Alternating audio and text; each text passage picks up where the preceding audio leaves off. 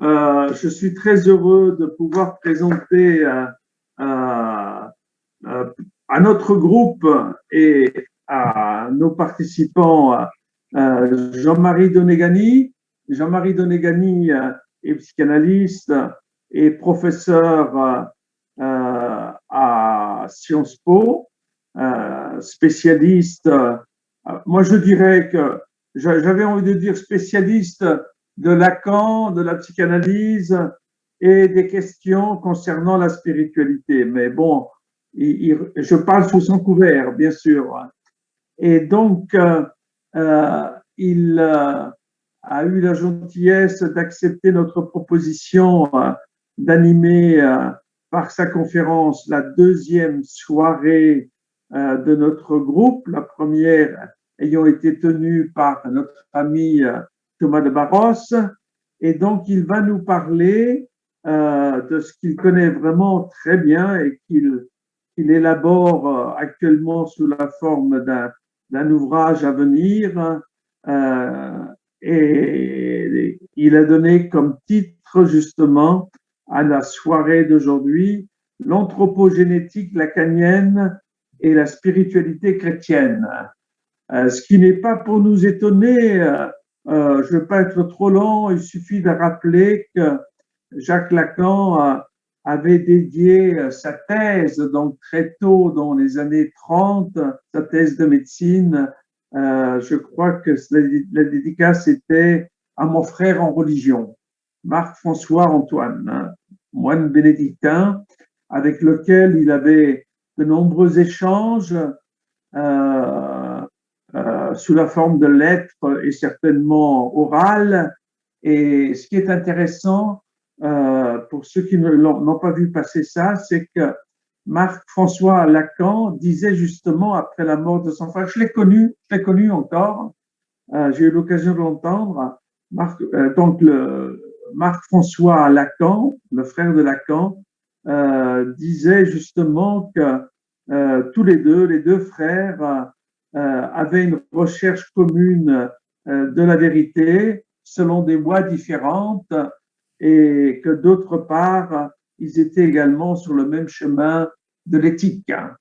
Voilà. Donc, rien d'étonnant. Et d'ailleurs, les textes de Marc-François Lacan sont publiés sous la forme de 2 volumes par Jacques Sédat, que l'on peut trouver chez l'éditeur Albin Michel. Mais bon, Jean-Marie va nous parler de sa lecture du texte, ce soir, de sa lecture du texte lacanien et de ce qu'il y a entendu comme, comme résurgence qui ne sont pas sans évoquer une forme de spiritualité, je pense. Voilà, mais il pourra nous préciser ça bien plus que ce que je vous dis là. Et donc, nous aurons ensuite, et je le remercie, Étienne Holdenov, qui est psychanalyste à Bruxelles, qui se fera le premier intervenant et discutant de Jean-Marie après son exposé. Donc, Jean-Marie, c'est à toi. Merci.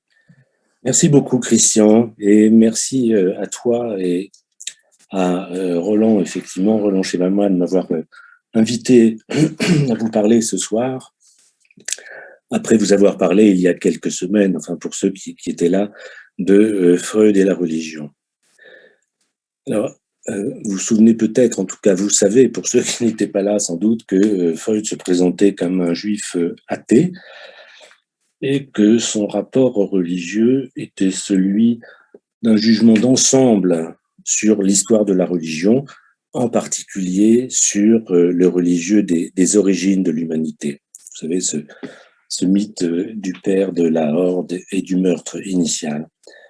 Donc Freud porte un jugement d'ensemble sur la religion, un jugement qui est issu du rapprochement qu'il fait très tôt entre le rite religieux de l'adepte et le rite névrotique de l'obsessionnel. Donc là, la religion est interprétée, vous le savez, par Freud comme une névrose de l'humanité, et la religion comme névrose de l'humanité, on peut à partir de là considérer toute l'histoire de l'humanité comme une sortie progressive de l'angoisse d'abandon et de la carnalité maternelle. Ça, c'est un terme qui est employé par Lacan à propos du maternel. C'est assez joli pour l'opposer à la spiritualité paternelle. Donc un long cheminement sortant de la chair pour atteindre l'esprit du Père. Par rapport à cela, Lacan se situe évidemment dans un tout autre rapport à la religion. D'abord, il n'aborde pas la religion à partir de la clinique. Ensuite, il ne porte pas de jugement global sur la religion et sur l'histoire du sentiment religieux dans l'histoire de l'humanité. Et Lacan dit dans la séance du 7 mars 70 de son séminaire L'envers de la psychanalyse qu'il n'a pas été élevé dans la Bible parce que d'origine catholique. Et il ajoute, je le répète, Lacan a affirmé avoir perdu la foi lors de ses études de médecine, mais il dédicace sa thèse, comme l'a rappelé Christian tout à l'heure, à son frère en religion. Et par ailleurs, on peut le dire, il a écrit, il a révélé que, adolescent, son frère et lui avaient fait le vœu de consacrer l'un et l'autre leur vie à la recherche de la vérité. Ce qu'il faut comprendre d'emblée, c'est que, je crois, une grande part, la part peut-être essentielle de son anthropologie, de l'anthropologie de Lacan, est assise sur la révélation judéo-chrétienne. Et les références à la tradition judéo-chrétienne sont permanentes chez lui. En passant comme ça très vite, je vous rappelle le meurtre du père, de la horde et la rédemption chrétienne dans l'éthique de la psychanalyse, des discussions sur le logos joannique et le dabar hébraïque dans le moi dans la théorie de Freud, les commentaires du tétragramme et la référence au mystique rénan dans les psychoses, le commentaire des Trinitate d'Augustin dans La science et la vérité dans les écrits, le commentaire de l'amour du prochain dans la tradition judéo-chrétienne dans l'éthique, le commentaire des Épîtres pauliniennes dans la conférence à l'université Saint-Louis de Bruxelles en mars 60, et puis parsemé dans son œuvre, évidemment, les références à Luther, Pascal, Thérèse d'Avila, Silesius, etc. Bon. D'où cette citation par laquelle j'avais voulu commencer la présentation de cette conférence ce soir. Si je dis que la psychanalyse, c'est proprement l'interprétation des racines signifiantes de ce qui, du destin de l'homme, fait la vérité, il est clair que l'analyse se place sur le même terrain que la religion. Voilà. Alors, on peut dire que Lacan s'est emparé de la pensée chrétienne, reprenant ce qui, dans cette pensée, selon lui, conjuguait les apports de la pensée hébraïque et de la pensée grecque. Concernant quoi? Concernant la naissance du sujet et la genèse de la parole. Et ici, la pensée chrétienne plus que la pensée juive, pour une raison simple, il le dira, en raison du thème de l'incarnation, qui est central dans le christianisme et qui permettait des nouages peut-être plus complexes que ceux qu'il aurait pu proposer à partir de la pensée juive. Outre le fait, bien sûr, qu'il était sans doute beaucoup plus familier de la pensée catholique que du judaïsme. Donc, Lacan d'emblée réduit le christianisme à cette anthropologie première, ou mieux, ce que j'appelle cette anthropogénétique, c'est-à-dire ces modalités de fabrication de l'humain, où tout ce qui est contrainte de la subjectivation, c'est-à-dire qui aurait été recélé par la sagesse chrétienne. Bien. Mais l'étonnant, et là-dessus, je voudrais qu'on réfléchisse ensemble, en tout cas, je vous poserai la question à la fin de cet exposé, mais l'étonnant, c'est que Lacan a toujours affirmé son insertion dans la pensée catholique. Or, les affirmations les plus centrales de sa théorie sont beaucoup plus proches du protestantisme que du catholicisme. Il a développé, en effet, des thèmes propres aux théologies protestantes du XXe siècle, sans qu'il en mentionne la connaissance, comme si, il est possible qu'il ne les ait pas connus, mais comme si, indépendamment de toute référence à la théologie qui lui était contemporaine, il retrouvait par lui-même, à partir de sa propre pensée psychanalytique, eh bien, les intuitions les plus fondamentales de la théologie protestante du XIXe et du XXe siècle. Parce qu'il y a une grande différence, évidemment, entre la pensée protestante et la pensée catholique d'alors, qui tient, c'est toujours le cas, mais peut-être un peu moins, qui tient dans l'opposition entre objectivisme et subjectivisme, et dans l'opposition entre réalisme et nominalisme. Alors, vous savez que cette coupure, qui remonte au XIVe siècle, inaugure toute l'histoire suivante de la pensée chrétienne, et sans doute de la philosophie occidentale moderne. D'un côté, l'accent est mis sur la réalité des universaux, de l'autre, sur leur seule assise sur le langage. C'est un point qui est incroyablement important parce que on le trouve encore aujourd'hui à l'œuvre, par exemple dans la sociologie. Certains étant nominalistes, considérant que le parti, ça n'a aucune espèce de réalité. La réalité, ce sont les individus qui sont à l'intérieur de cette structure. D'autres, réalistes, considérant que l'Église, le parti, etc., sont des universaux qui ont une réalité. Bien. Alors, cette rupture, elle est extrêmement importante. C'est celle dont George Steiner dit qu'elle est la rupture du pacte de confiance entre le langage et le monde, ou bien, évidemment, Foucault, la rupture entre les mots et les choses. Mais c'est la donnée la plus fondamentale, je crois, de notre modernité, sur laquelle, en particulier, s'est fondée la politique moderne à partir de Hobbes.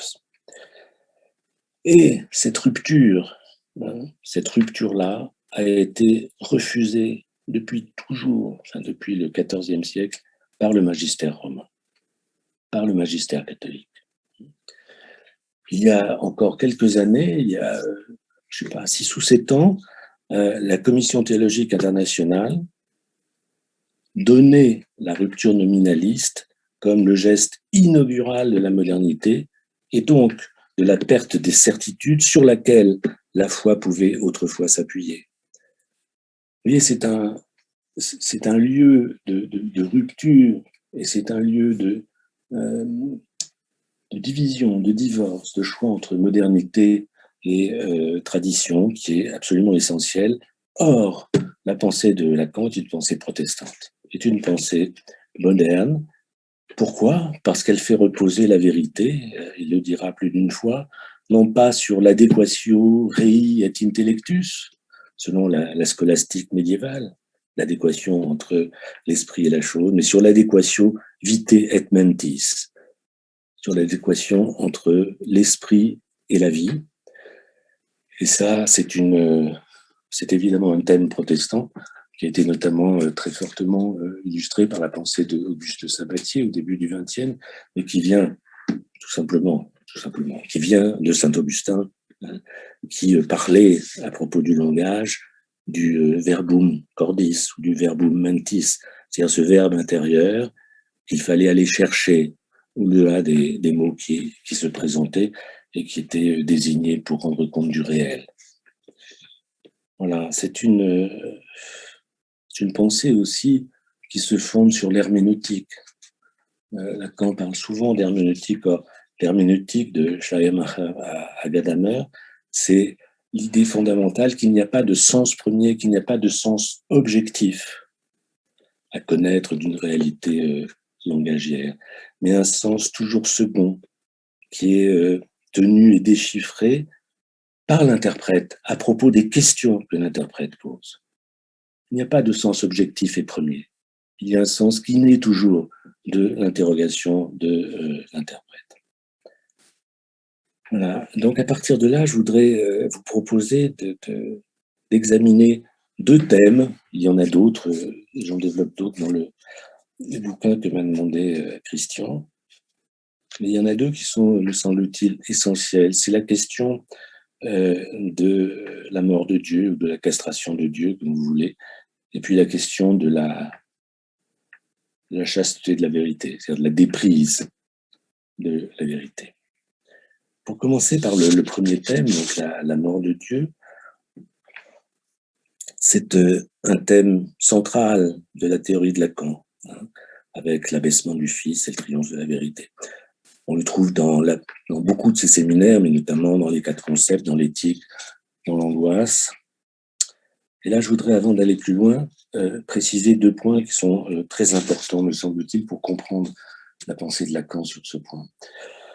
La mort de Dieu, ce n'est pas pour Lacan un événement, c'est une donnée de structure. Une donnée de structure. Pourquoi il faut insister là-dessus? Parce que même si Freud présente évidemment la mort du père comme un mythe fondateur, comme il le dit, eh bien, il lui arrive de se laisser aller à considérer que ce meurtre a réellement eu lieu dans des temps premiers. Donc d'emblée, Lacan se place sur le plan de la structure, se place en dehors du temps. La mort de Dieu, c'est pas un événement, ça n'appartient pas au chronos. Le deuxième point, tout à fait important aussi pour comprendre cette pensée, c'est de se souvenir que Dieu, ce n'est pas un être pour Lacan. C'est un syntagme, c'est un mot, c'est un signifiant pur. Pur, ça veut dire qu'il ne renvoie à aucun signifié et qui ne renvoie à aucun référentiel. Ça, c'est un point qui peut être le plus important parce que toute la théorie lacanienne de,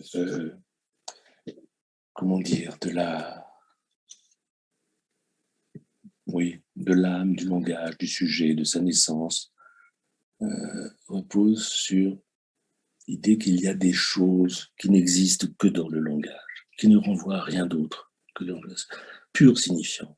Et Dieu est le premier de ces purs signifiants.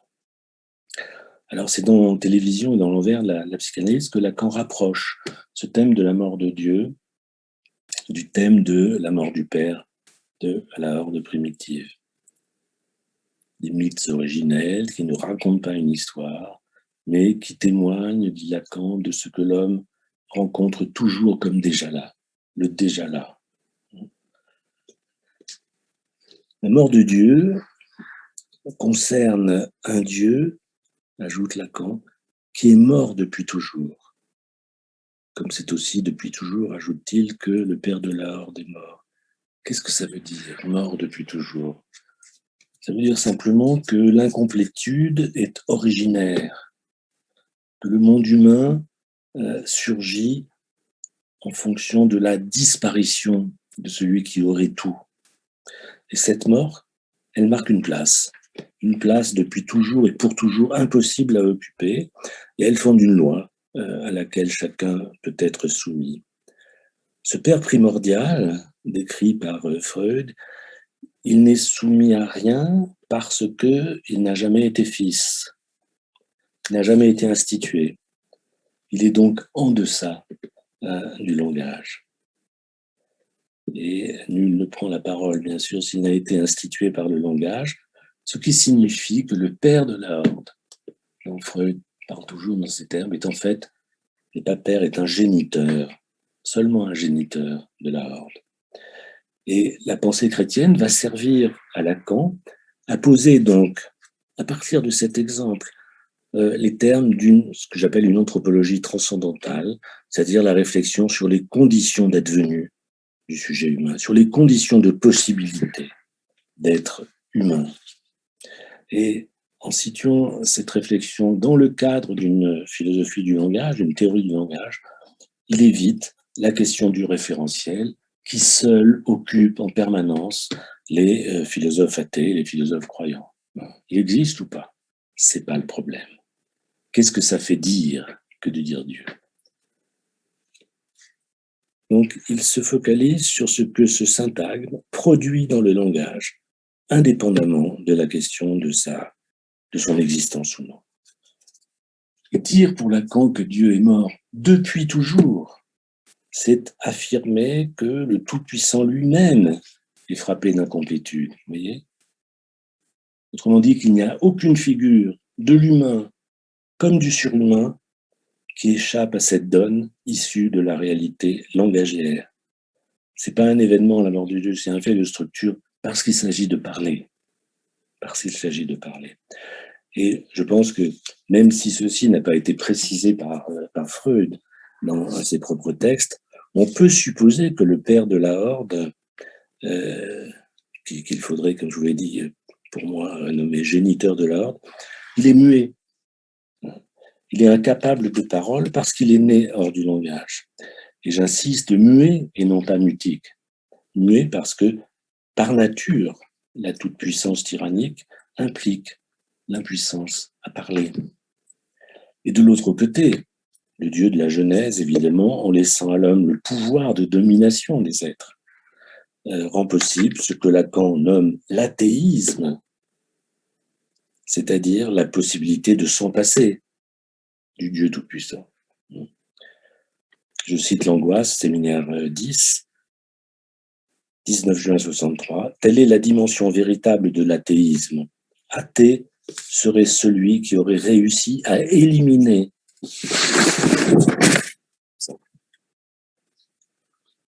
Or, la mort de Dieu, c'est un des thèmes principaux de la théologie protestante du XXe siècle.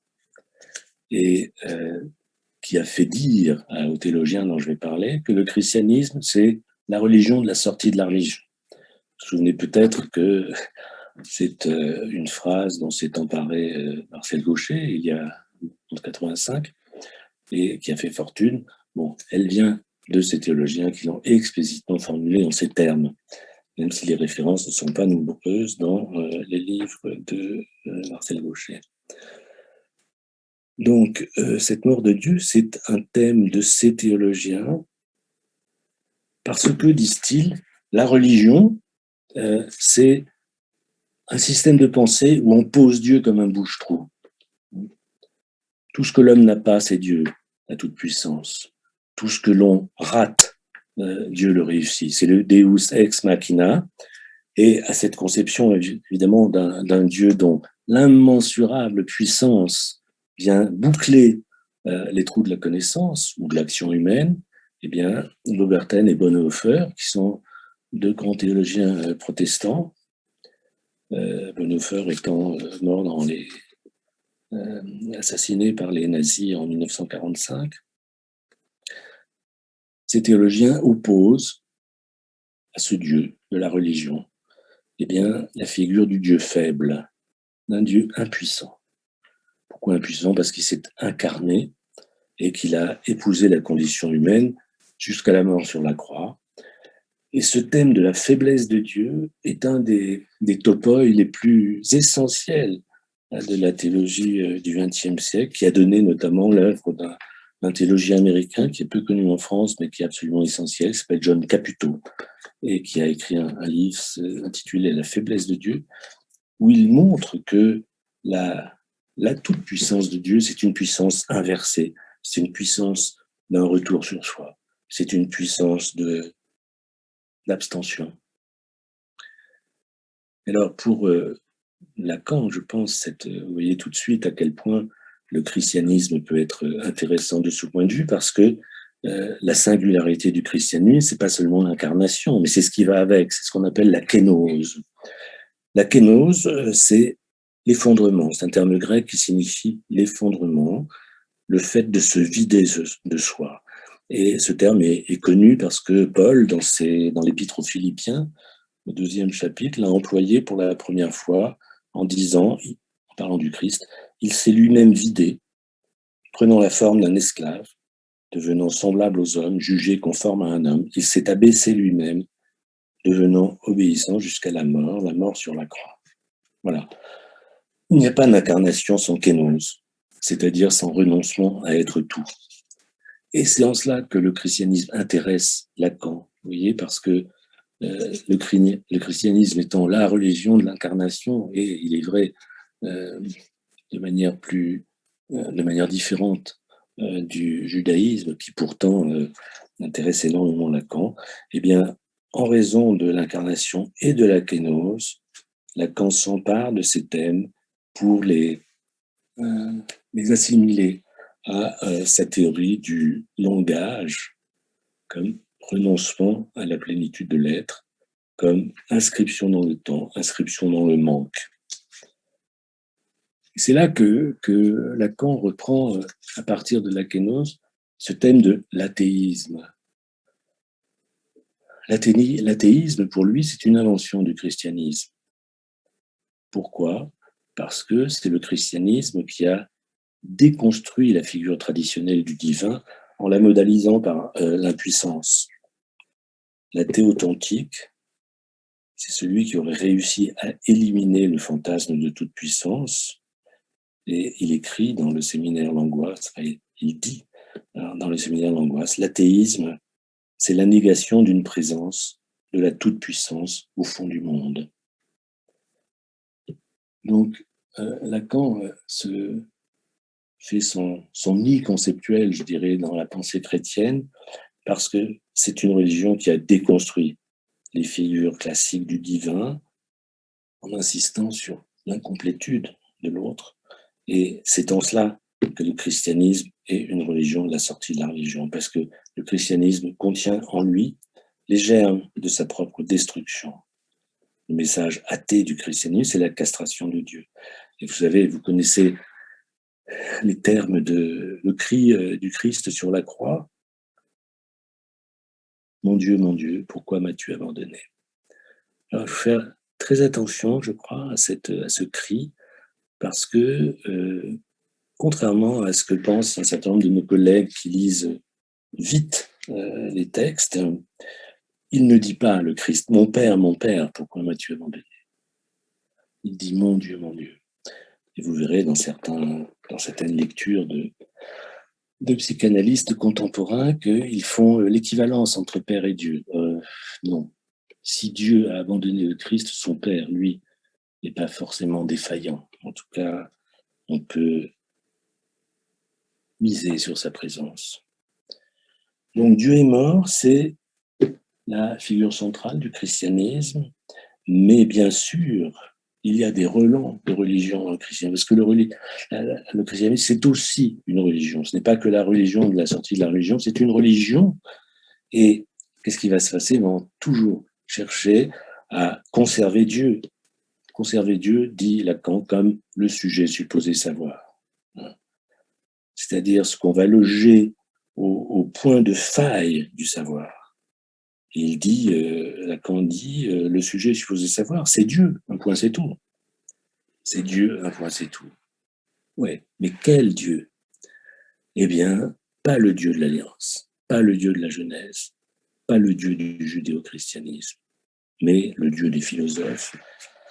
Vous savez sans doute que Lacan a maintes fois opposé à la suite du mémorial de Pascal le Dieu de l'Alliance, le Dieu des philosophes.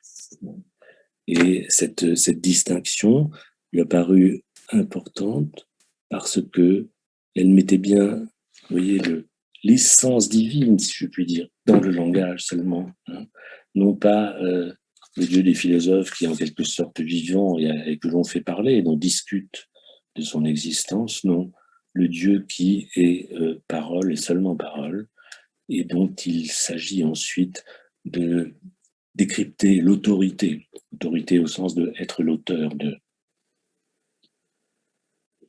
Alors, on peut dire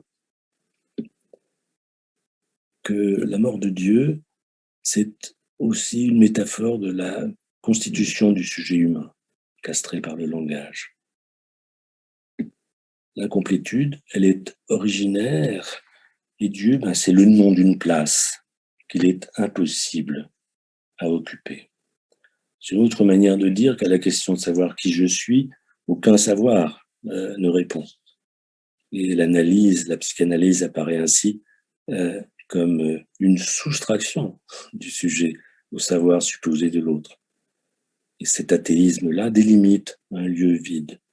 C'est-à-dire que la mort de Dieu, c'est la condition de possibilité de l'advenu au langage, vide de toute représentation, et qui permet de sortir de l'assignation à une image, l'assignation à une place, etc. Et pour Lacan, comme pour vous tous sans doute, l'analyse, c'est une soustraction du sujet au savoir supposé de l'autre. Et cet athéisme-là, il délimite un lieu vide, vide de toute représentation, et qui permet de sortir de l'assignation et donc de l'aliénation. Dans ce thème de la mort de Dieu, il revient maintes fois, pour ce thème de l'incomplétude originaire, la manière de concevoir au fond la divinité comme impossible toute puissance, et non pas toute puissance. On trouve cette figure-là dans maints thèmes qui sont développés par Lacan. Dans le thème du buisson ardent, d'abord, qui revient maintes fois dans ses textes, jusqu'à ce qu'il entende, il donne pour la première fois ce qu'il dira être la traduction définitive du tétragramme, c'est-à-dire de ayé, hacher, ayé. Vous savez que cette formule a été traduite le plus souvent dans la Vulgate et dans les textes suivants comme ego sum qui sum, je suis qui je suis. Et Lacan dit c'est une ordure de traduction. Tout simplement, il faut traduire, dit-il, ce tétragramme par je suis ce que je est, EST.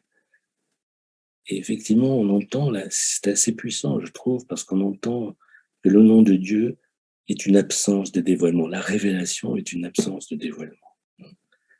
La révélation, c'est l'énonciation d'une absence d'identité.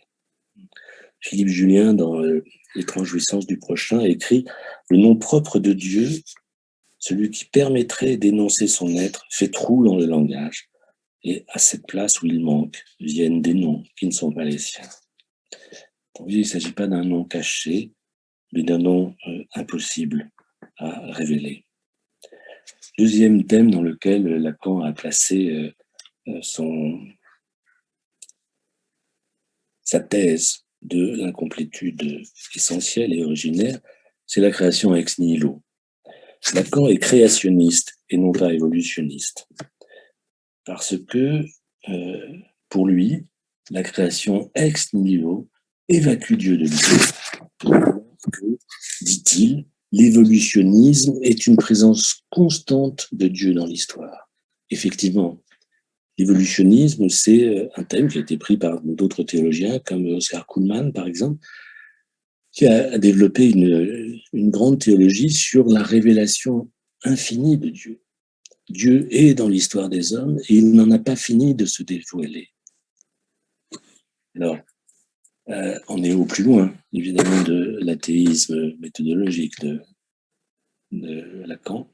Dieu est toujours là, et ce qu'il s'agit de décrypter, c'est ce qu'il nous dit, et non pas ce que nous avons à dire de lui, ce qui est tout à fait autre chose. Troisième thème, développé par Lacan à partir de cette cellule initiale, c'est le commentaire qu'il donne du Tzimtzum. Vous savez, le Tzimtzum, c'est un terme qui est propre à la tradition hébraïque. C'est une notion qui suggère que le monde a été créé parce que Dieu a constitué en lui un point de vide. Il a dégagé en lui un espace pour que ce qui n'est pas lui, lui qui est tout, puisse être. Donc la création vient bien d'une absence de la toute-puissance, même si c'est Dieu qui a créé sa propre impuissance.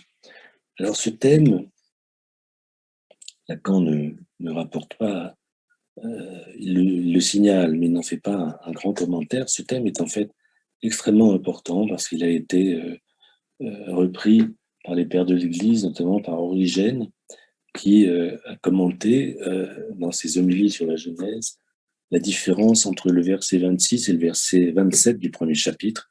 Vous savez, il est dit dans le 26, Dieu créa l'homme à son image et à sa ressemblance. Dans le verset 27, il est dit, Dieu créa l'homme à son image, hommes et femmes, il les créa.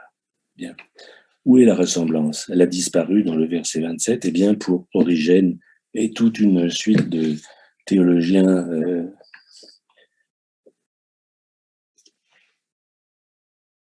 de théologiens qui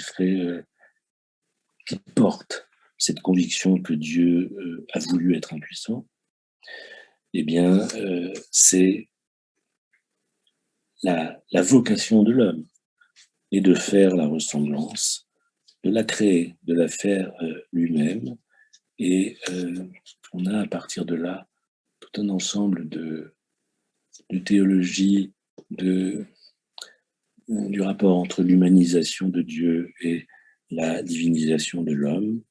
Et c'est un thème évidemment central de la mystique rhénane, vous savez, notamment de Maître Eckhart et de Silesius.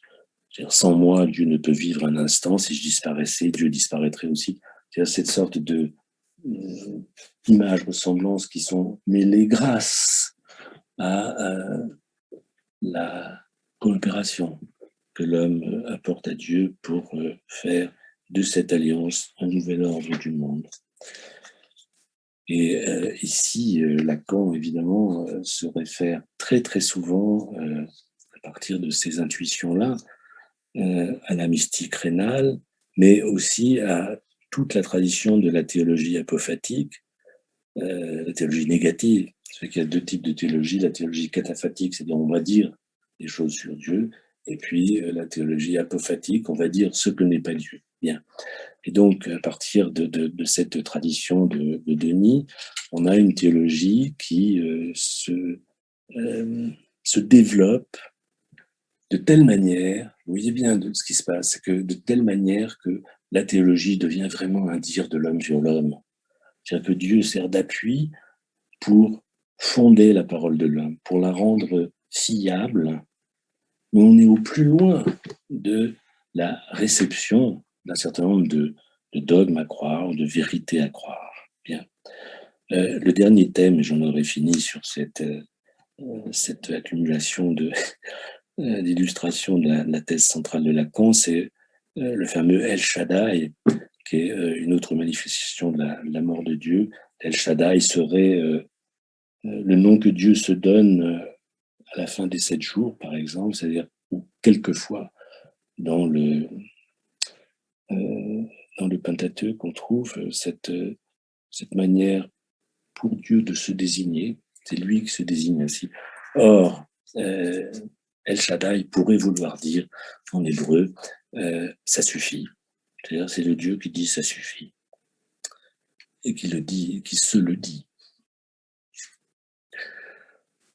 Donc, à propos de cette religion, je dirais pour finir que pour Lacan, c'est la religion qui a opéré de manière centrale la chute du sujet supposé savoir et qui en a fait le cœur de la révélation chrétienne. Le prologue de Jean dit « Et le Verbe s'est fait chair », c'est-à-dire qu'il inscrit d'emblée le Verbe dans le manque, et c'est donc l'incarnation et cette figure du Dieu dépouillé, et c'est ça le message athée du christianisme, c'est cette bonne nouvelle de la castration de Dieu. Alors, je ne sais pas si vous avez entendu parler de ce qu'on appelle la loi de Gabor. Gabor, c'est un physicien hongrois qui a eu le prix Nobel de physique en 1971. Et lors de la réception du prix Nobel, il avait dit que tout ce qui est techniquement possible sera tôt ou tard, un jour, réalisé. Et on peut l'entendre à partir de Lacan comme non pas une prévision scientifique, mais comme l'énonciation d'un désir humain, c'est-à-dire échapper à toute mesure, échapper à tout interdit, et surtout à l'interdit premier qui est de manger de l'arbre de la connaissance, c'est-à-dire d'absorber le tout savoir, sans s'engager dans la vérité qui est dialogue, la vérité qui ne se situe que dans l'énonciation et non pas dans l'énoncé. Je vais développer ce point maintenant.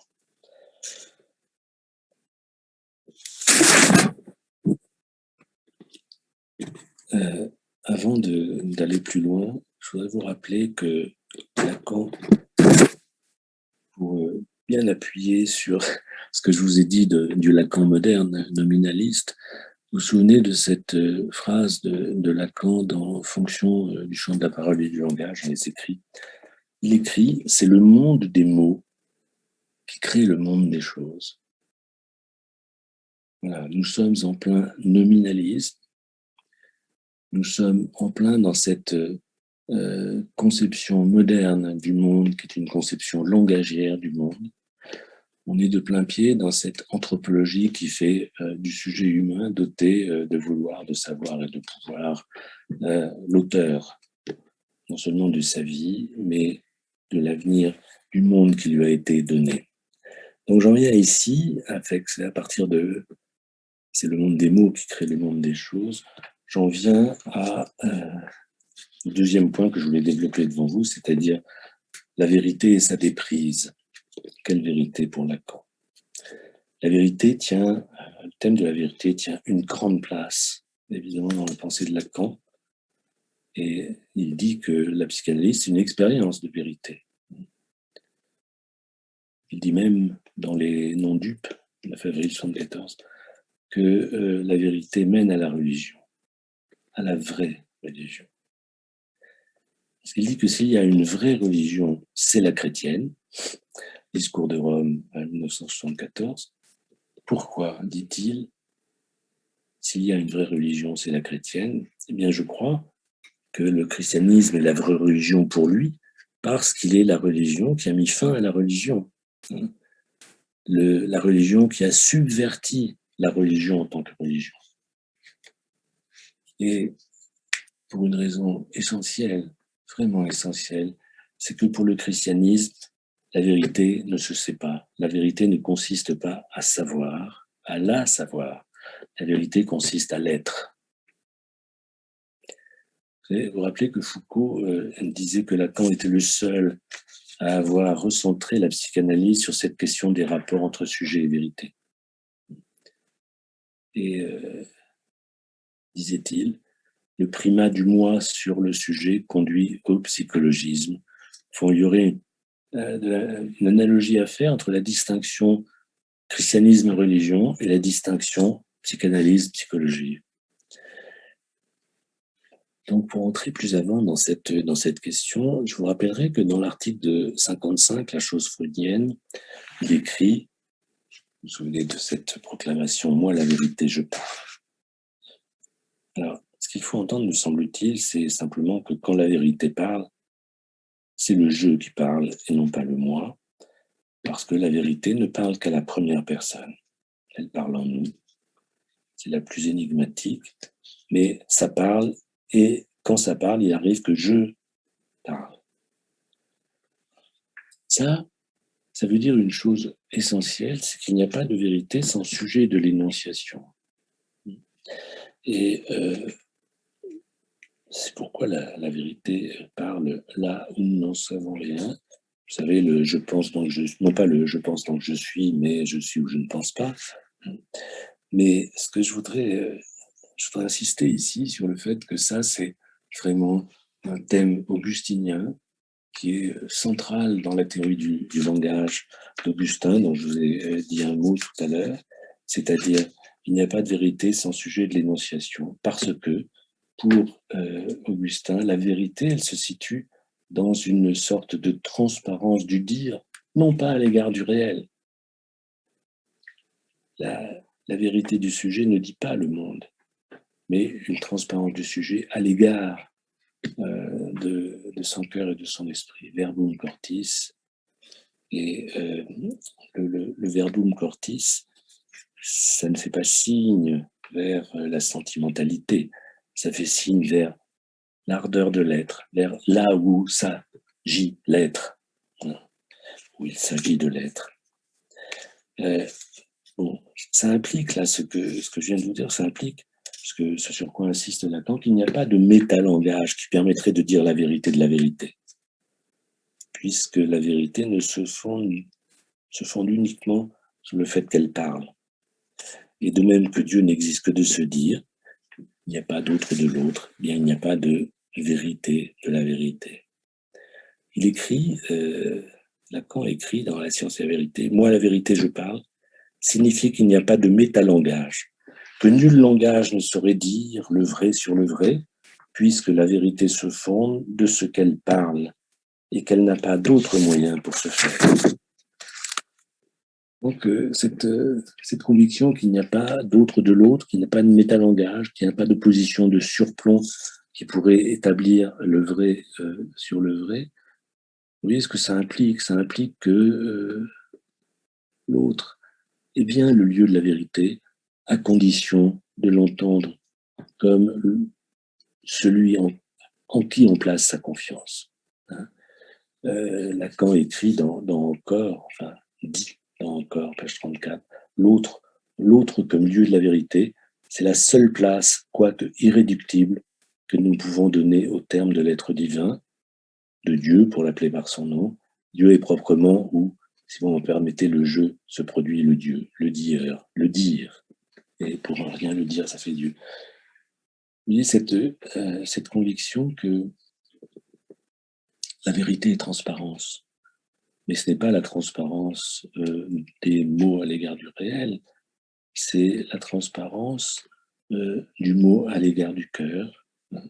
Et ceci étant placé dans une figure de l'autre qui vient garantir la fiabilité de cette énonciation, parce que le Dieu qui se situe dans le dire, ce n'est pas le Dieu des philosophes, le Dieu des philosophes, le Dieu de la religion, mais le Père castré, celui qui n'est Père qu'à cause du Fils, le Fils engendré, non pas créé, comme le dit le credo, c'est-à-dire un Fils qui engendre le Père de toute éternité, et bien sûr non pas le Père de la Horde qui n'a pas été Fils, mais celui qui peut reconnaître la vérité comme ce qui fait parler, et à partir des conditions même de la parole, on peut dire, comme le fait Lacan, au commencement était le signifiant.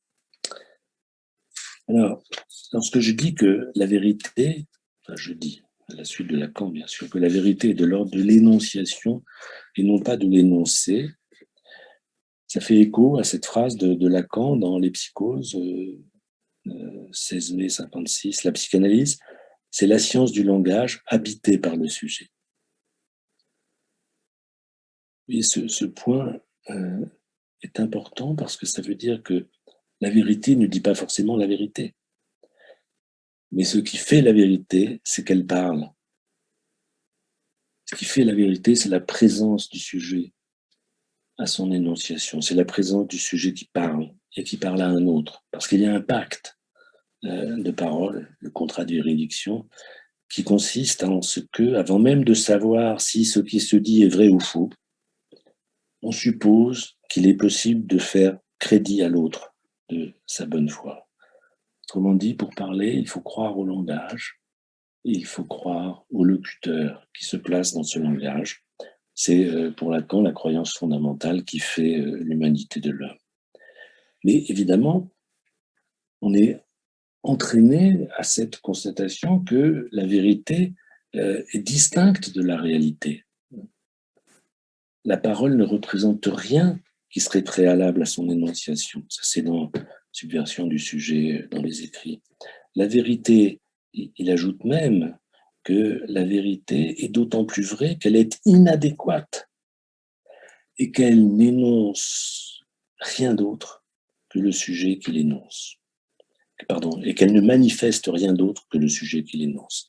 Donc dire que c'est le monde des mots qui crée le monde des choses, c'est bien affirmer que le réel n'est pas le vrai, et c'est bien dans cette révolution nominaliste, faire de cette révolution non pas simplement une science du langage, mais une sorte de théorie du réel, enfin de la réalité.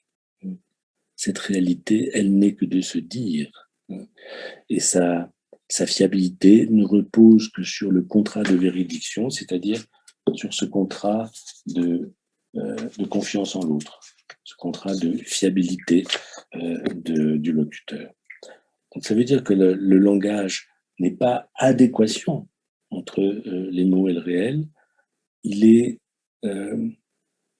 adhésion à une parole reconnue dans le pacte intersubjectif.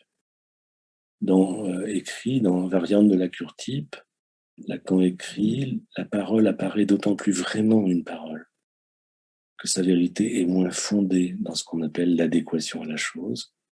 La parole pleine ne communique rien d'autre que l'existence de la communication. Je crois que cette position de Lacan, qu'étrangement, il n'a pas du tout théorisée sur le plan philosophique. Mais c'est une position qui appartient, là encore, comme la théologie protestante dont je vous parlais tout à l'heure. Ici, la théorie lacanienne du langage et de la réalité, elle appartient à une école philosophique qu'il ne cite jamais. C'est l'école américaine du pragmatisme, de Dewey, Davidson, James, Rorty, etc. Une école philosophique qui, pour moi, est celle qui rend le mieux compte de notre anthropologie du verbe aujourd'hui, de notre manière de parler, de dire et de parler du dire. C'est une philosophie, vous le savez sans doute, qui considère que c'est le langage qui crée la réalité. Le langage ne traduit pas quelque chose. Ce sont les mots qui font les choses. Ce que dit Lacan explicitement, c'est d'ailleurs que de la réalité qu'elle concerne, que la vérité tire sa garantie, c'est de la parole.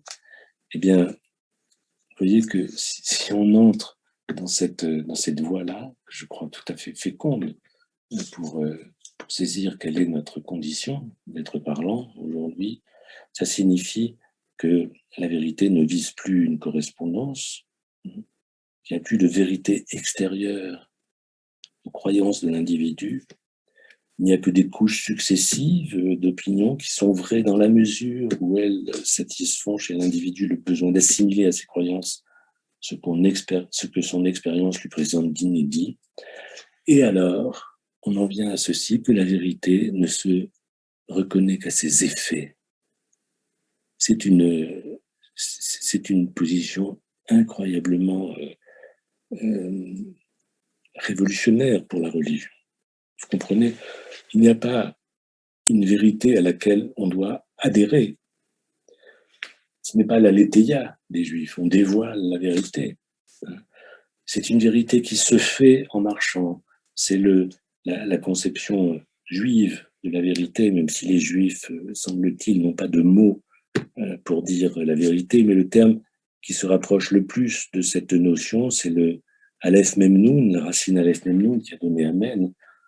Ça veut dire quoi? Ça veut dire que la vérité, c'est ce qui m'accompagne dans ma marche, c'est ce qui est avec moi et dont je vérifie la fécondité à chaque pas. La vérité, elle ne me précède pas, elle est avec moi dans la marche et c'est exactement, me semble-t-il, la conception de la vérité que développe Lacan à propos de la psychanalyse. C'est pas une vérité majestueuse, c'est une vérité qui marche du petit pas de l'homme, avec lui, à côté de lui. Et vous comprenez que ce pragmatisme, cette philosophie pragmatiste, c'est l'antithèse du réalisme catholique. On donne des dogmes à croire et vous adhérez à cette vérité qui vous précède. C'est tellement l'antithèse qu'il y a un théologien, d'ailleurs très, très prolixe sur la psychanalyse, qui a été condamné par le magistère. Condamnation très rare à ce point, interdit de célébrer, interdit d'enseigner, interdit de prêcher.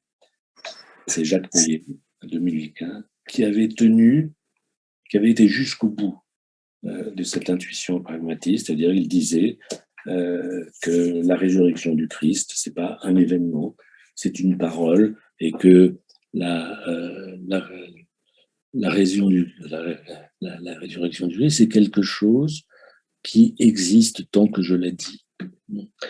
Pourquoi? Parce que quand je dis un énoncé croyant, comme celui-ci par exemple, eh bien ça engage un certain nombre de pratiques qui ne seraient pas si je ne prononçais pas ce mot. Mais vous voyez bien que le monde entier se situe sur la parole énoncée, sur la parole reçue. C'est d'une fragilité étonnante. C'est d'une fragilité d'autant plus étonnante qu'il faut toujours qu'il y ait un vivant pour la dire et pour l'écouter. C'est une parole dont on est sûr qu'elle n'est pas morte. Et sans doute pour cela, le magistère romain a condamné ce brillant dominicain au mutisme. Alors, je termine avec cette citation de Jean XIV, le Christ dit « Je suis la vérité ». C'est un point qui a été extrêmement souligné dans sa langue à lui par Lacan, lorsqu'il dit que dire la vérité, ce n'est pas révéler quelque chose de vrai. Dire la vérité, c'est manifester un je qui parle, un JE qui parle. C'est-à-dire que la révélation, c'est la révélation de quelqu'un et non pas de quelque chose. Ce que dit d'ailleurs le Christ dans l'évangile de Jean, je suis venu pour rendre témoignage à la vérité, mais il n'y a pas de contenu. Ici, la vérité, c'est la révélation, mais c'est la révélation de rien. C'est la révélation du fait de révéler. C'est la révélation du je qui parle, et c'est tout. Et c'est là que Lacan rejoint l'analyse et l'éthique de l'analyse lorsqu'il dit qu'on ne peut pas se fier à ce qui est dit en analyse, sauf que c'est toi qui l'as dit. Et c'est pour ça que le savoir du psychanalyste se trouve là où il ne pense pas savoir. Je pense ou je ne suis pas, etc. C'est pour ça que la vérité est inutile. Il se faufile dans le lapsus et autres. Mais vous entendez que cette vérité qui ne manifeste que le sujet, elle n'existe que si elle est reçue par un sujet. C'est-à-dire que la vérité dépend de l'accueil qui lui est fait. Et c'est là où Lacan puisse dire aussi que toute la vérité, c'est ce qui ne peut pas se dire. Je dirais que pour terminer sur une analogie avec la première partie sur la mort de Dieu, je dirais que Lacan a une approche kénotique aussi de la vérité, une approche de la faiblesse de la vérité, une approche qui engage, qui prend, si vous voulez, l'héritage de cette herméneutique dont je vous parlais tout à l'heure de Schleiermacher à Gadamer. Pourquoi? Parce que l'herméneutique, c'est exactement cette anthropologie de l'amène, hein, c'est-à-dire c'est suivre le parcours du sens à partir du désir de l'interprète. Il faut que je désire entendre pour que quelque chose soit dit. Et ça, c'est exactement la position de Gadamer sur l'herméneutique, et c'est la manière dont au fond, Lacan prend du christianisme ce qui est le plus fondateur, hein, c'est-à-dire l'incarnation, la castration et le dire qui ne dit que ce qu'il est comme dire. Alors, et à partir de là, on voit que la question de la vérité se déplace du réel à l'intersubjectif. C'est-à-dire que la conception de la vérité de Lacan, c'est une anthropologie et non pas une épistémologie. Voilà ce que je voulais vous dire pour engager peut-être quelques discussions entre nous. Mais j'ai complètement perdu vos visages. Je ne sais pas si je peux retrouver quelque chose.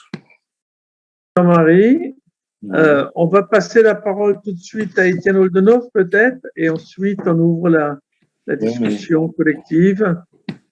Comment je fais pour... Attends, j'ai perdu le... Oui. Étienne? Où est-ce qu'il est, Étienne? Ah, Voilà, vous m'entendez? Oui, oui, oui, merci, merci. Voilà, voilà. Ah. C'est à toi. Voilà. D'accord. Mais tout d'abord, je remercie Jean-Marie Donegani parce que, d'une part pour ce qu'il nous a dit ce soir, mais d'autre part parce que j'ai eu le plaisir de pouvoir lire déjà une partie de ce qu'il a écrit. Alors je suis complètement dépassé, submergé par ce travail que je trouve d'une rigueur exceptionnelle, d'une érudition exceptionnelle. Je vais essayer de vous poser quelques questions. C'est un travail qui m'a permis de un petit peu me souvenir de certains théologiens que j'ai rencontrés il y a bien des années, que j'ai rencontrés à la fin de mon adolescence. Notamment, j'ai eu le plaisir d'entendre évoquer Bultmann, j'ai eu le plaisir d'entendre évoquer Bonhoeffer, et j'ai eu le plaisir aussi d'entendre évoquer un autre théologien qui est belge et qui est vraiment quelqu'un de très intéressant, c'est André Ouéna. Oui. Voilà. Donc, je vous remercie. Vraiment, c'était d'une richesse exceptionnelle. Alors, j'avais quelques questions, pardon? Oui. Mais la première, vous y avez déjà largement répondu. Enfin, ma première question, c'était au fond, pourquoi Lacan a-t-il dit que le christianisme était la vraie religion, mais vous y avez largement répondu. Je ne vais pas trop insister sur cette question-là. Vous l'avez très bien reprise aujourd'hui. Je voudrais peut-être introduire une autre question à laquelle dont vous n'avez pas parlé aujourd'hui, mais voilà, c'est une question que j'ai élaborée d'après ce que j'ai lu de ce que vous m'avez aimablement communiqué. Ce serait une question sur le 2. Parce que là, ça rejoindrait peut-être des questions cliniques que nous nous posons tous et qui nous est adressée, particulièrement du fait de cette donne culturelle qui change beaucoup. C'est la question du genre, l'envahissement de notre culture par la question du genre, le fait que, par exemple, quelqu'un comme Preciado, dont vous avez sûrement entendu parler, lui récuse cette binarité sexuelle. Alors, voilà, je me disais que peut-être, puisque vous avez retravaillé cette question du 2, et la façon dont le 2 chez Lacan se fonde du 3, vous pourriez peut-être un petit peu nous éclairer sur ce que nous aurions à défendre éventuellement en ce qui concerne cette question de la binarité sexuelle. Bien sûr. Écoutez, merci tout d'abord par l'accueil que vous me faites, qui me réjouit et me rassure à la fois. J'ai donc écrit quelque chose sur la Trinité telle que Lacan en use, pour insister sur le fait que le 3 est pour Lacan, mais pas seulement pour lui, le seul accès non seulement au 2 mais au 1. Voilà. C'est-à-dire que pour Lacan, il y a une erreur du 2. Parce que le 2, contrairement à ce qu'on pourrait penser, n'est pas éminemment dialectique. Dès qu'il y a 1 et 2, il y a la possibilité d'une frontière, d'un non-dialogue, etc. Et il n'y a pas même le début de la dialectique. Mais surtout, ce que Lacan reprend de la théologie, de la Trinité, au fond, c'est l'idée selon laquelle, pour que nous soyons 2, il faut qu'il y ait du 3 entre nous. Autrement dit, par exemple, il n'y a jamais, enfin ça c'est un peu évident, mais enfin il n'y a jamais l'analysant et l'analyste. Il y a toujours un tiers qui est là. Alors ce tiers, il peut prendre diverses formes, mais c'est toujours un tiers qui à la fois échappe à la raison des deux et permet à ces deux de s'entendre et d'entendre raison. Je m'explique. ce que Lacan voit dans le 3, c'est d'abord une espèce de foi commune dans le langage. C'est-à-dire qu'il y a une foitrine qui est indispensable pour que deux êtres se parlent. Et c'est une foitrine dont Lacan dit qu'elle n'a pas à être énoncée, on n'a pas à dire « je crois donc ». Il suffit de parler à un autre ou d'écouter un autre pour savoir que nous sommes ouverts au 3. C'est-à-dire, vous voyez que le 3, ça fait aussi référence immédiate à l'univers de la loi, l'univers de ce qui est imposé, l'univers de ce qui nous est donné avant même que nous puissions donner nous-mêmes. Et donc, la Trinité, c'est pour la logique ternaire, c'est pour Lacan le fondement de l'univers humain. Voilà. Et on retrouve évidemment pas mal de philosophes avant lui qui ont disserté de la logique du 2 ou du 3 et de la manière dont les hommes s'étaient débrouillés avec cette bataille des nombres. Mais en tout cas, ce que nous ont montré les présocratiques, Platon, Aristote et surtout bien sûr Plotin et les siens, jusqu'à Hegel et les modernes, c'est que on ne peut pas vivre sans 3. Que le 2 c'est la guerre, que le 2 c'est finalement le mutisme, et que le 3 nous fait vivre simplement parce que nous sommes tous les deux assujettis à une loi qui est énoncée par ce 3. Bon. Mais vous voyez qu'on pourrait très bien dire les mêmes choses sans recourir à cette métaphore ternaire, mais simplement Lacan a beaucoup écrit sur la Trinité, sur le ternaire, parce que c'est quelque chose que l'on retrouve à la fois en théologie et en linguistique.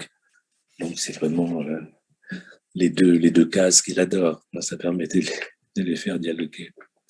Voilà. Je ne sais pas si j'ai vraiment répondu à votre appel. Oui, non, tout à fait. Non, mais justement, c'est ce qui va nous falloir faire valoir, je dirais, hein, pour réouvrir cette question de la binarité, hein, qui est prise d'une façon beaucoup trop simpliste et qui effectivement mène à la guerre des sexes. C'est le 3 qui nous permettra de restaurer une sexuation d'un autre ordre. Alors, je voulais vous faire une petite remarque là. Bien sûr. Je reviens un petit peu en arrière, je reviens sur Freud, parce qu'on voit bien qu'effectivement l'abord freudien de la religion est un abord beaucoup plus pauvre, je dirais, que celui de Lacan. Et cependant, c'est vrai qu'il y a ce côté scientiste, ce côté positiviste chez Freud, hein, mais je pense qu'il y a Freud est divisé, hein, et je pense qu'il y a également une autre inspiration, je dirais, chez Freud, qui formule d'une façon très simple quand il dit « Ce que je vous dis, les poètes l'ont déjà dit avant moi et vous l'ont dit bien mieux que moi ». Et c'est vrai que c'est là, je pense, que Freud retrouve, je dirais, sa possibilité d'accéder à une spiritualité, hein, qui lui permet de dépasser un scientisme et un positivisme, je dirais, plat. Voilà. Je vous laisse simplement demander votre avis.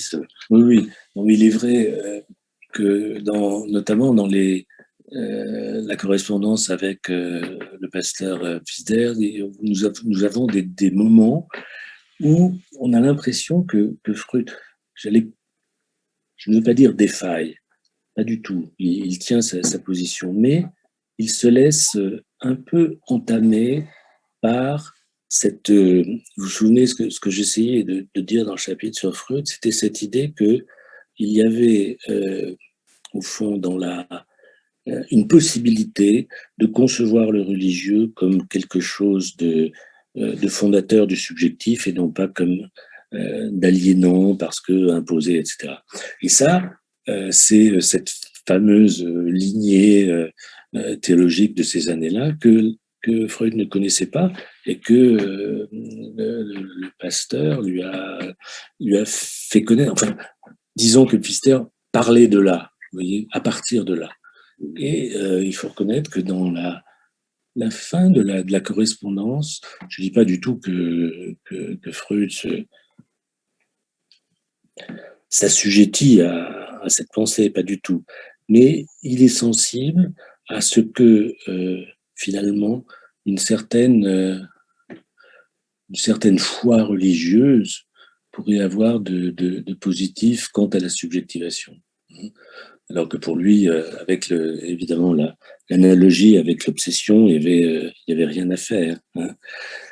Mais moi, il me semble, je ne sais pas ce que vous en pensez, que dans la correspondance, on entend à un moment que Freud est ouvert à l'idée que cette fameuse assomption du sujet, de la raison, de la liberté qu'il voit dans l'histoire humaine, cette fameuse assomption du père, de l'ordre paternel,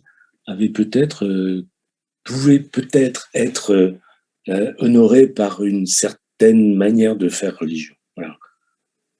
Même s'il n'a pas été plus loin. Mais il me semble que dans les dernières lettres, il y a quelque chose de cet ordre. Voilà.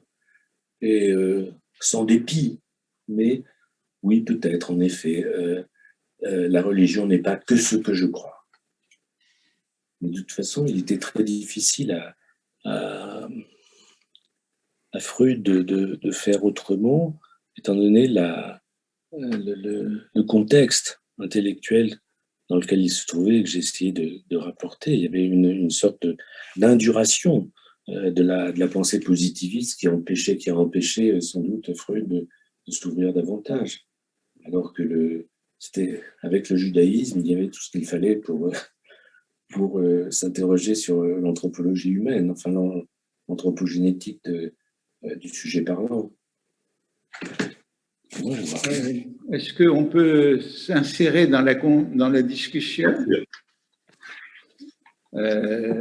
Bon, pour remercier moi également Jean-Marie Denegani, j'ai eu moi aussi la chance d'avoir, en plus de la conférence, des textes qui m'ont été transmis, ce qui d'ailleurs ne me met pas plus à l'aise, parce que du coup je suis encore plus, impressionné par l'ensemble, et donc j'ai sans doute du mal à intervenir, conscient que ce sera toujours d'une manière un peu particulière.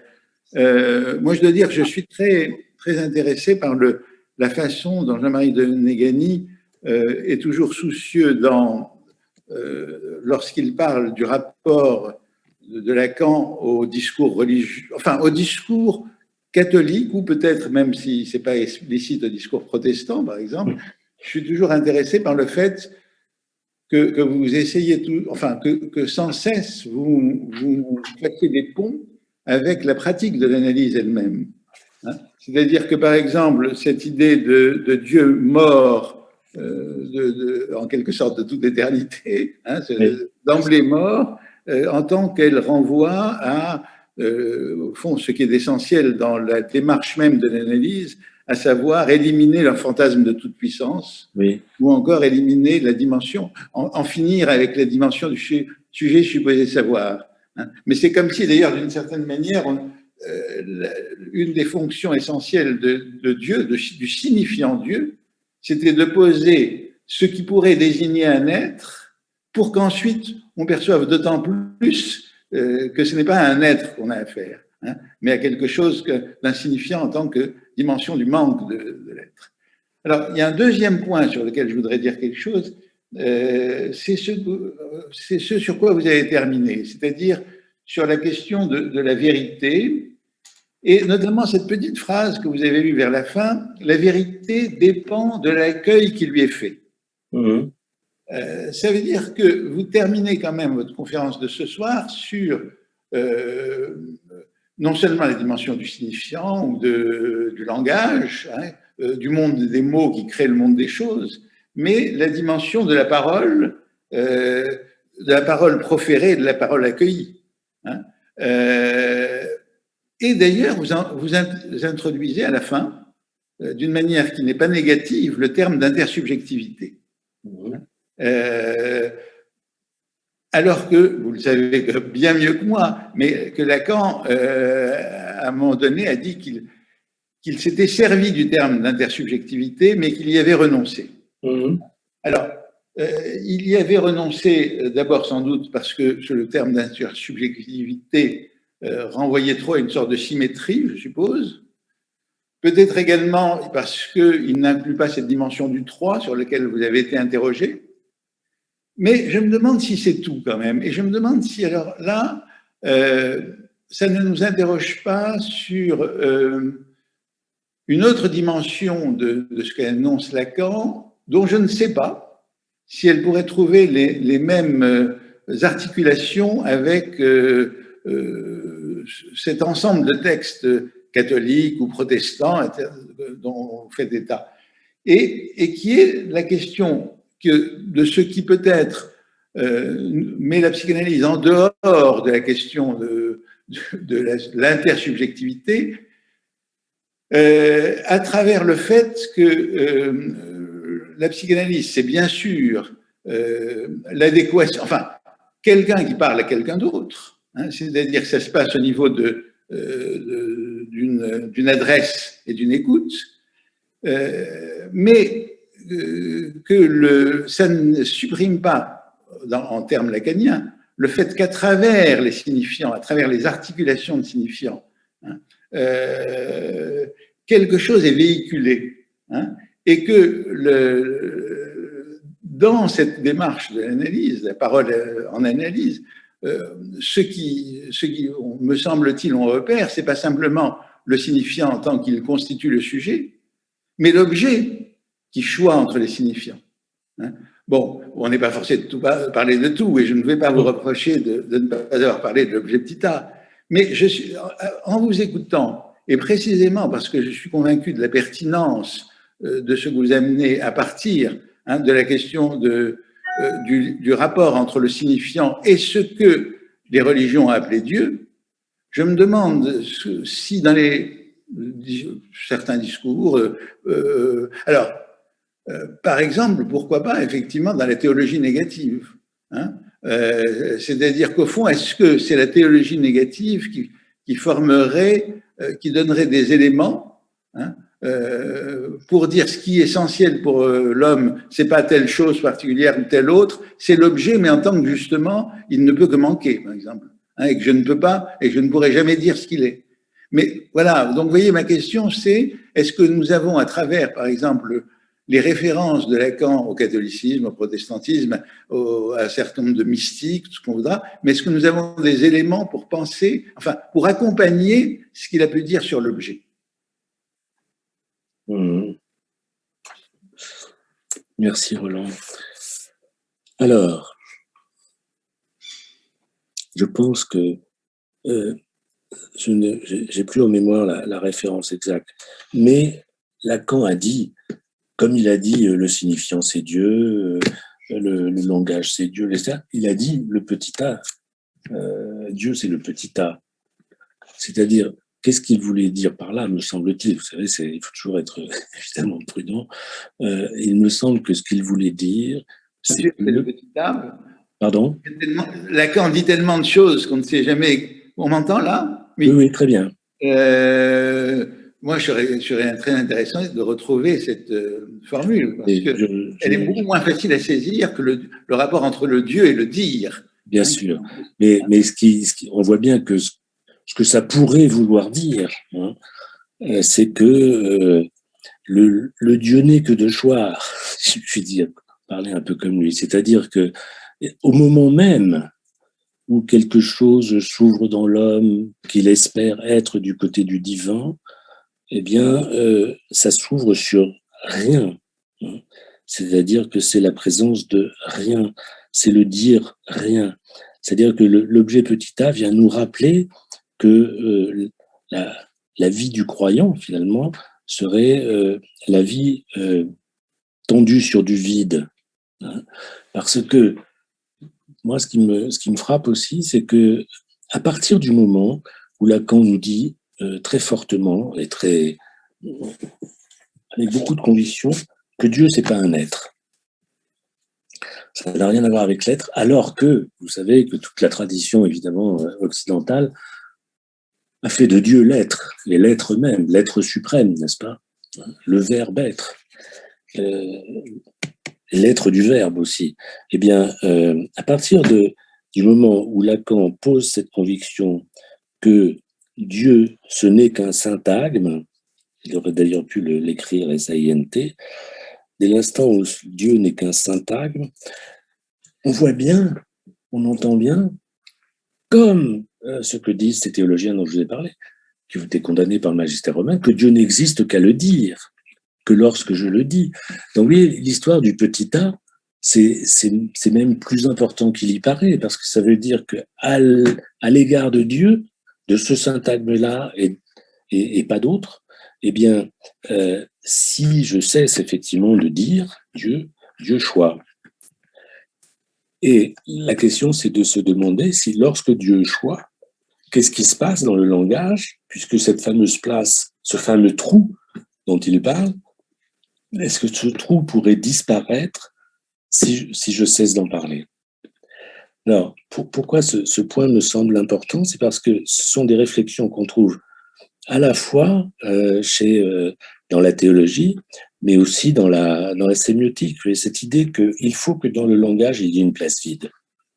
Il faut... je sais plus qui parlait du trou dans le langage comme d'un trou dans le jeu du pouce-pouce, vous savez, c'est-à-dire qu'il faut qu'il y ait de l'air entre les lettres, hein, il faut qu'on puisse bouger les mots, et pour ça, il faut que toutes les places ne soient pas prises. Et Lacan choisit de dire que cette place vide qui permet au langage de respirer, c'est ce qu'on a appelé Dieu. L'inconvénient de cette position, hein, lui semble-t-il, c'est vous voyez bien qu'à partir du moment où on dit que dès qu'on entre dans une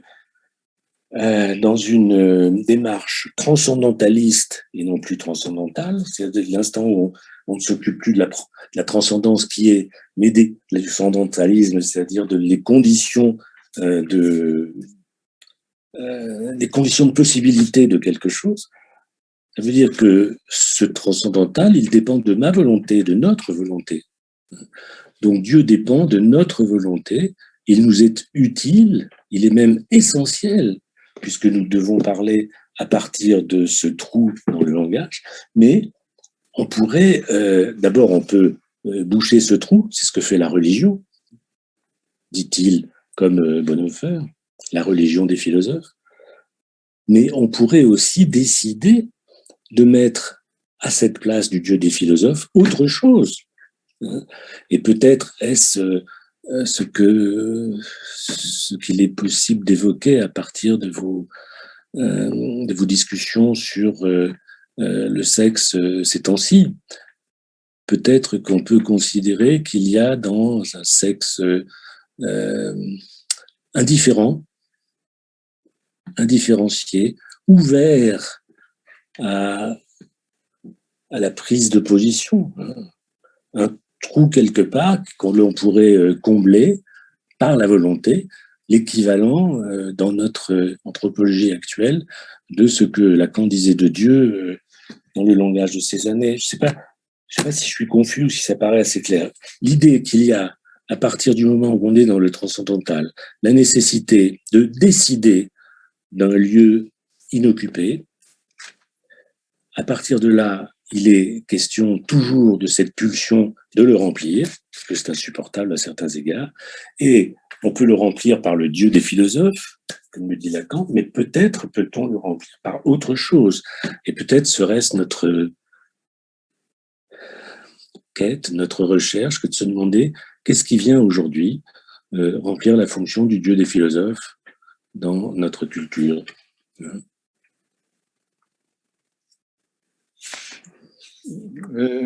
Encore un petit mot, à moins que d'autres personnes veuillent. Mais juste une chose, en vous écoutant, il y a aussi autre chose qui me vient comme remarque, ou comme questionnement. Alors là, vraiment plutôt sur la formation de la pensée de Lacan, qui a toujours été effectivement dans les confrontations, dans les emprunts, dans les. Hein, et par exemple, moi je suis de plus en plus frappé, par exemple, quand vous marquez à quel point la question de Dieu est loin pour lui de ce qui serait une question de l'être ou du sens de l'être. Hein, je me demande comment il a pu s'intéresser tant à Heidegger. Lui ne cesse de déplorer que nous perdions le sens de l'être, hein, et qui construit toute sa philosophie comme un appel à retourner au sens de l'être. Je crois qu'on est vraiment, là aussi, hein, vous avez fait un certain nombre d'oppositions, mais je crois qu'on a des conceptions radicalement différentes. Et vraiment, un jour, il faudra quand même qu'on y voie aussi un peu plus clair sur les rapports de Lacan, non seulement avec le discours religieux, ou en tout cas théologie, enfin, je sais pas comment le dire, parce que enfin, avec un certain nombre de théologies, comme vous le faites, hein, cette entreprise d'élucidation essentielle, mais je crois qu'il y aurait aussi une élucidation à faire du côté de ce qui quand même a pris une place au moins nominale, enfin nominalement, j'aurais dire, hein, dans ce qu'il disait. Hein, si vous avez déjà une réponse là-dessus. Vous savez, j'en ai pas parlé tout à l'heure, et je crois que je suis pas sûr d'en parler dans le livre non plus, mais il y a au moment où Lacan élabore sa théorie du Dieu, du sujet supposé savoir et de la mort de Dieu, c'est le moment où naît aux États-Unis une théologie qui n'est pas celle dont je vous ai parlé, une théologie qui s'appelle la théologie de la mort de Dieu, et qui était une théologie élaborée pour retrouver l'être qui avait disparu dans la culture moderne avec le retrait de la croyance en Dieu, vous voyez. Donc il y a au même moment, il y a des lieux du savoir, de la conscience, où se joue cette affaire que vous signalez en ce moment. Parce qu'il aurait été étonnant qu'au même moment, il n'y ait pas quand même dans le monde un endroit où vient bruire ce désir de l'être. Hein. Et c'était donc des théologiens qu'on a oubliés aujourd'hui, Althusser, Agnon, etc., qui s'interrogeaient sur la possibilité de vivre dans notre monde sans une incarnation de l'être, quoi. Je voudrais ajouter une question dans ce débat par rapport à la vérité, et où ce que tu as dit, Jean-Marie, m'a permis de faire une connexion que je n'ai pas faite auparavant. Quand tu disais que la vérité suppose toujours un sujet de l'énonciation. Hein, et je me souviens que j'ai appris tardivement même de Safon, et c'est une des choses qui m'a le plus étonné à la fin, à savoir qu'il me disait que le sujet de l'énonciation est identifié à l'objet petit a pour Lacan. Et je trouve ça extraordinaire comme propos, parce qu'on ne l'entend pas souvent. Et c'est vrai que dans la clinique, il suffit d'écouter un sujet obsessionnel pour se rendre compte de cette identification, hein, dans le sens où il n'y a que des métaphores anales qui sortent de la bouche d'un tel sujet, quoi, souvent. Hein.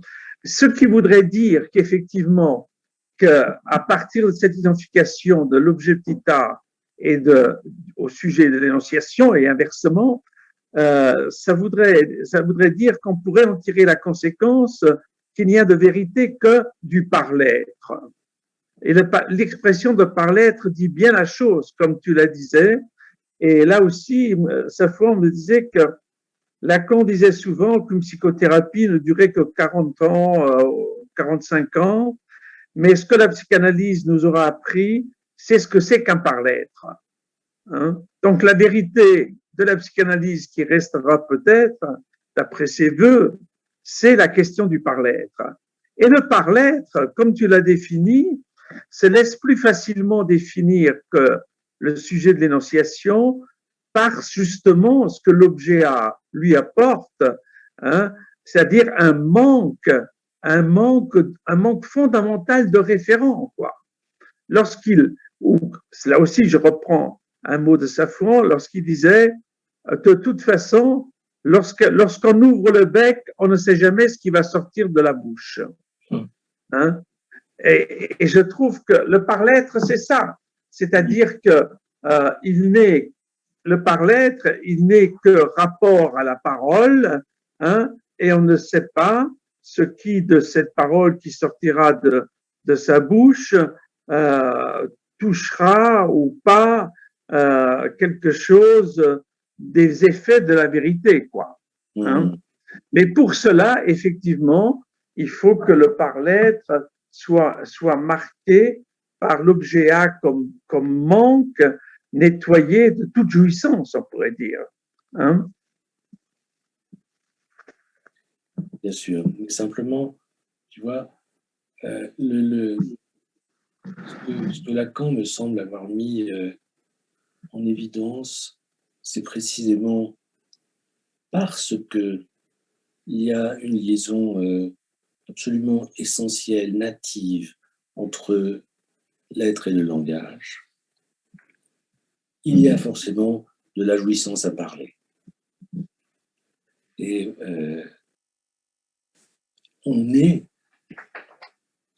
souvent, du verbe être, hein, nous sommes souvent dans la jouissance à partir du langage, alors que il me semble que ce que Lacan nous propose, c'est une sorte d'ascèse du langage. C'est le fait de ne vivre le langage que d'abord dans une relation exigeante. Hein. On ne parle pas tout seul. D'autre part, de parler dans un lieu tiers, dans une ternarité qui nous oblige. On ne peut pas effectivement dire n'importe quoi. Et troisièmement, il nous semble que ce que tu viens de signaler à partir du langage, enfin de ce que Lacan dit du langage et de ce qui est du côté de la jouissance et de l'objet petit a, ça signifie qu'il serait possible de comprendre ce que veut dire le mutisme, tu vois. Il y a quelquefois chez Lacan une sorte d'écho du mutisme dans ce qu'il dit. J'ai le sentiment que quelquefois, lorsqu'il parle notamment de l'analyse, des séances d'analyse, il parle du silence comme quelque chose qui pourrait bruire sans auteur, alors que c'est peut-être dans ce sans auteur que se situe une vérité de celui qui cherche à parler. Et ça, je pense que c'est quelque chose sans doute à explorer sur le plan théorique. Comment le silence lui-même est-il possiblement porteur de messages, un peu comme le rêve. Est-ce qu'on peut décrypter un silence, et est-ce qu'on peut décrypter un silence à deux, seul, à trois, et quel serait le tiers qui tiendrait la logique de ce silence? Moi, j'ai le sentiment qu'il y a quelque chose par là qui n'a pas été, à ma connaissance, exploré par les commentateurs de Lacan, et qui tient une grande part dans sa... Je ne dis pas dans sa théorie, parce que je ne sais pas où elle serait, mais en tout cas, dans ce qu'il dit, hein, dans ses paroles, dans ses séminaires. J'essaierai de retrouver des références de ce type. Mais c'est quelque chose, Jean-Marie, c'est quelque chose que l'on trouve dans la culture asiatique. Ah. Dans la culture asiatique, le rapport à la parole est très, comment dire, est souvent sans affect. Il ne s'agit pas d'exprimer des affects. Et de surcroît, ayant ce rapport à la parole, les Asiatiques sont bien moins bavards que les Occidentaux. C'est-à-dire qu'ils sont beaucoup moins pris dans la jouissance de la parole. Et ils savent se taire. Ils ont l'art de se taire même. Mais il faudrait creuser la question, bien sûr. Est-ce que cet art de se taire est un art de dire en même temps, ou bien on reste habitant du mutisme sans rien entendre? Ah non, non, c'est pas un mutisme, c'est une présence silencieuse qui laisse une place à l'autre, bien sûr, hein, mais qui ne s'attarde pas sur un échange qui blablatère, quoi. D'accord, oui, oui, bien sûr, bien sûr. C'est-à-dire, ça prend le blabla prend aussi beaucoup de place dans une analyse. Il y a du temps perdu. Oui, ben bien sûr, oui. Apparemment, maintenant.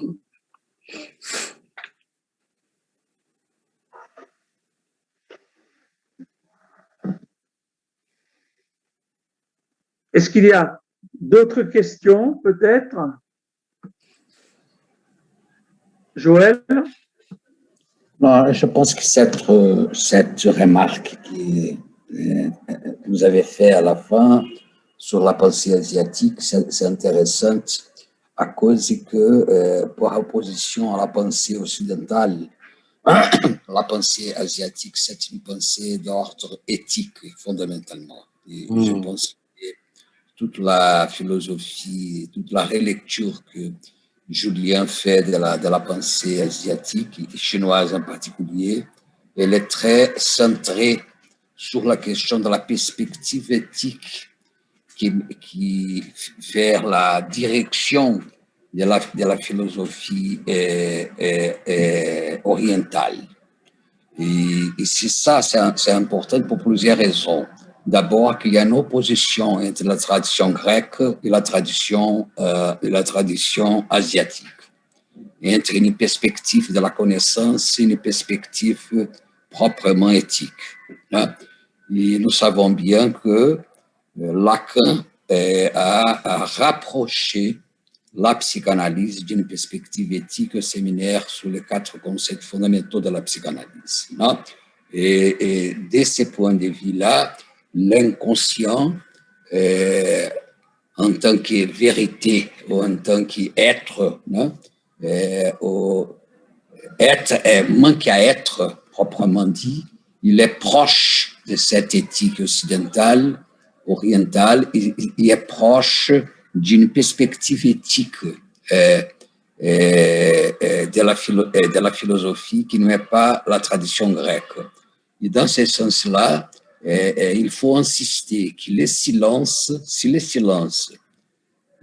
c'est ce qui peut rappeler les tiers et en même temps le sujet de l'énonciation et l'objet Pitya, c'est que le silence, c'est la matière première de cette expérience éthique, de cette possibilité de la parole.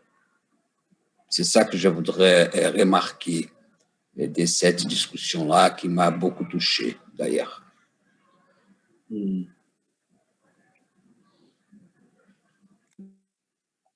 petit mot, peut-être, si vous m'entendez? Oui, oui, oui. Oui, vous m'entendez? Oui. Eh bien, écoute, comme il se fait tard, tout ce qui s'est dit par les uns et les autres, et par vous notamment, m'a évoqué un passage qui a été longtemps énigmatique pour moi, un passage de RSI. Et c'est un passage qui résume les questions qui se sont posées autour de Dieu et l'objet A, du rapport de l'intérêt de Lacan pour Heidegger et de la Trinité borroméenne. Alors, le rapport de Lacan à Heidegger, je pense que c'est le début de Lacan. Il s'adresse à Heidegger parce que, à mon sens, c'est que pour Heidegger, l'être, ce n'est pas une présence qui perdure dans les temps, mais c'est le surgissement de l'étant dans la présence, qui fait penser au surgissement de la vérité dans le signifiant qui est inanticipable. Il y a quelque chose là de l'avènement de l'être, mais du sujet, qui n'est évidemment pas l'avènement d'une substance. Voilà, quelque chose d'un moment où la vérité est celle du sujet lui-même à cet instant-là. Bon, le lien entre cette trinité et l'objet A et Dieu, mais on peut presque la constater dans le A. cette présence vide, c'est bien ce qui permet ce nouage du RSI, voilà, qui sont vraiment les trois dimensions constitutives du par-l'être. Et donc, tout ça m'a évoqué ce passage, et puis je voudrais vous le lire, il est très court, parce que je pense que c'est, enfin pour moi, ça me fait un petit peu rêver, c'est-à-dire, ça va me permettre de m'endormir sur des songes ouverts. Alors, c'est dans RSI.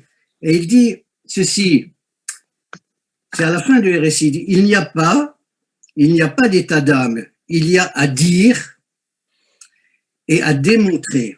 Et pour promouvoir le titre sous lequel ce dire se poursuivra l'année prochaine, si je survis, je l'annoncerai 4, 5, 6. Cette année, j'ai dit RSI. Pourquoi pas 1, 2, 3? Ils s'amusent, 1, 2, 3, nous irons au bois. Et vous savez, la suite peut-être 4, 5, 6, cueillir des cerises. Oui, 7, 8, 9 dans mon panier neuf. Eh bien, je m'arrêterai à 4, 5, 6. Pourquoi? Voilà. Et là, il n'en dit pas plus, il développe ça, une des dernières leçons de RSI. Je pense que ce 4, 5, 6, pour reprendre la question de la Trinité borrobéenne, c'est le chemin de l'analyse.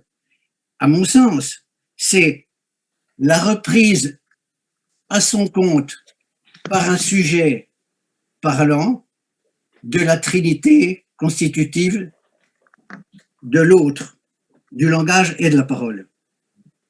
1, 2, 3, ça existe au sujet, et tout le chemin de l'analyse, c'est une incarnation en soi-même de ce nuage borroméen. Voilà comme je comprends ce 1, 2, 3, 4, 5, 6. Donc c'était pour donner un écho à ce qui s'est dit ce soir et qui m'a vivement interpellé. En vous remerciant tous. Jean-Marie, tu veux peut-être dire un mot de conclusion ou... De conclusion, je voudrais dire que j'ai été très sensible à votre accueil, voilà, et que il n'est pas toujours aisé de proposer les balbutiements d'une nouvelle approche comme ça. Moi, j'ai fait de Lacan un philosophe, pas seulement un psychanalyste, un thérapeute, mais quelqu'un qui engage à penser un peu au-delà des mots, à ce qu'il pourrait y avoir derrière les mots.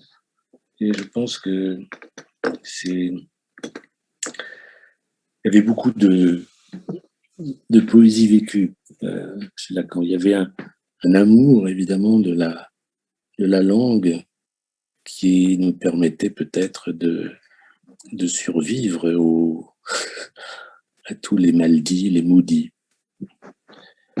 Et je pense qu'avec avec Lacan près de soi, même si on n'est pas thérapeute, même si on n'est pas analyste, ou peut-être même pas analysant, ou ancien analysant, on a de quoi survivre peut-être. J'aime bien le mot survivant, vous voyez. C'est pas ceux qui restent quand les autres sont morts, c'est celui qui vit un petit peu plus haut. Et moi, c'est ce que m'apporte cette lecture de Lacan.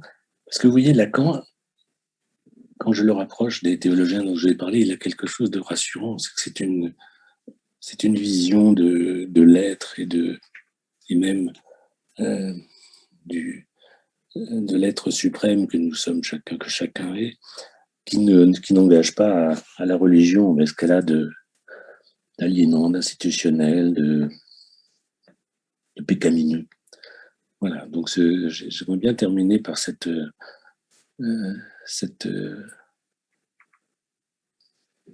hommage à ce vieux Lacan qui peut quand même accompagner des jeunes comme moi encore aujourd'hui.